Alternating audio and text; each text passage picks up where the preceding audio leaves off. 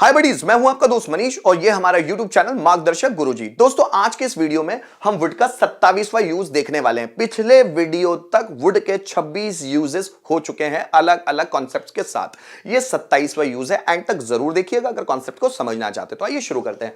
दोस्तों देखिए, it would have been object, ये ऑब्जेक्ट की जगह आता है टाइम और उसके बाद टू लग के सब्जेक्ट आता है। इसके लिए मैं इस कॉन्सेप्ट को समझा रहा हूं, है ना। अगर जैसे मैं बोलूं 10 साल हो गए होते तो क्या सेंटेंस बनता है? It would have been 10 years. 15 minute हो गए होते, it would have been 15 minutes. 2 हफ्ते हो गए होते, it would have been 2 weeks. देखिए, कर्ता को समय हो गया होता या कर्ता को समय हो चुका होता। अगर हो चुका होता मींस हाइपोथेटिकल, समय हो गया होता मतलब हाइपोथेटिकल, हो नहीं गया है, हो गया होता। जैसे अगर मैं एमबीए करता तो मुझे 2 साल हो चुके होते। If I did MBA then it would have been 2 years to me. So it would have been 2 years, है ना। अब जैसे अगर वह होमवर्क करने बैठता या if he sat to complete the homework then it would have been 15 minutes to him. अगर वो होमवर्क करने बैठता तो उससे 15 मिनट हो गए होते। तो अब जरा समझिएगा मैं क्या बोल रहा हूं, उससे 15 मिनट हो गए होते। ये हमारा है सब्जेक्ट। जैसे राम को 15 मिनट हो गए होते, सीता को 1 साल हो गया होता, मेरे पापा को 10 महीने हो गए होते, मेरे फ्रेंड को 2 महीने हो गए होते, मम्मी को 15 मिनट हो गए होते। तो ये मम्मी को, मेरे फ्रेंड को, पापा को, मुझे, तुम्हें, हमें, उसे, उन्हें, राम को, सीता को, तो ऐसे जो आ रहे हैं ना, ये पीछे सब्जेक्ट के रूप में आ रहे हैं। दोस्तों, सब्जेक्ट के रूप में आ रहे हैं मतलब सब्जेक्ट नहीं लिखते वहां पर। ऐसा नहीं लिखेंगे कि मुझे 10 साल हो गए होते, it would have been 10 years to I नहीं, सब्जेक्ट नहीं।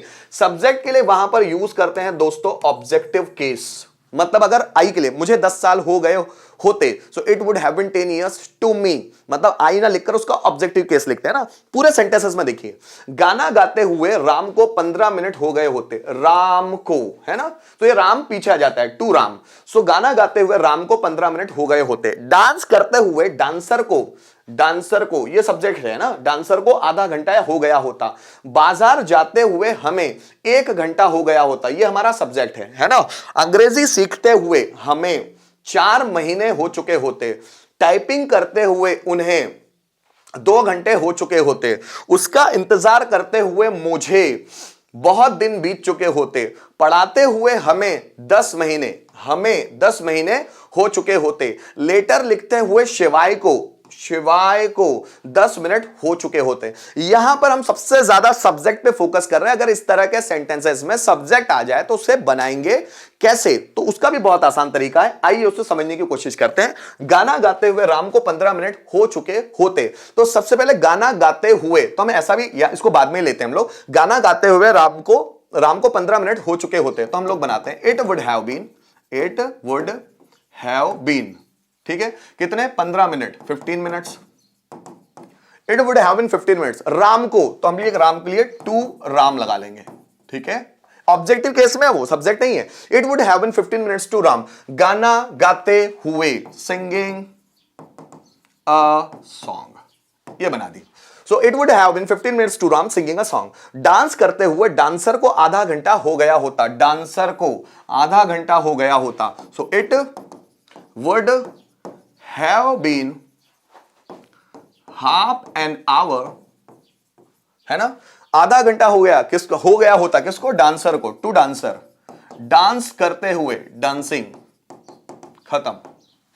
तो it would have been half an hour to dancer dancing. बाजार जाते हुए हमें 1 घंटा हो गया होता, किसको? हमें। बाजार जाते हुए 1 घंटा, so it would have been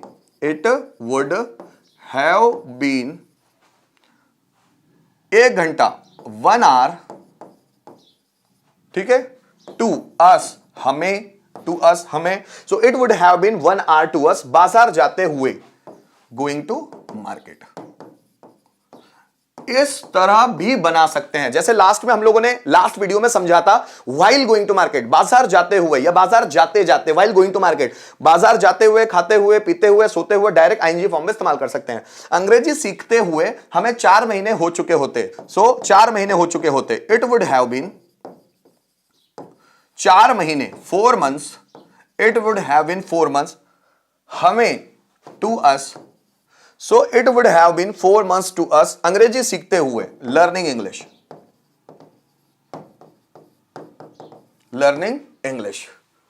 आगे देखते हैं दोस्तों, टाइपिंग करते हुए उन्हें 2 घंटे हो चुके होते, उन्हें 2 घंटे हो चुके होते। So it would have been 2 hours, उन्हें, टू देम, टाइपिंग करते हुए, टाइपिंग आईएनजी फॉर्म, ठीक है।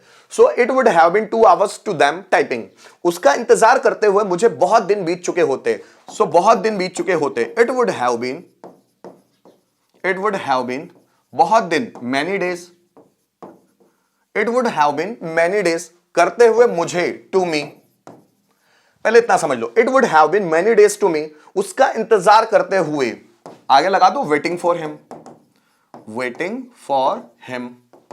आगे देखिए, पढ़ाते हुए हमें 10 महीने गुजर चुके होते, 10 महीने गुजर चुके होते, it would have been, it would have been 10 months, किसको, हमें, टू अस, ठीक है। So it would have been 10 months to us, पढ़ाते हुए, टीचिंग, है ना। So it would have been 10 months to us teaching. Letter लिखते हुए शिवाय को 10 मिनट हो गए होते। सो शिवाय को 10 मिनट हो गए होते हैं ना। So it would have been, ठीक है, 10 minutes टू शिवाय,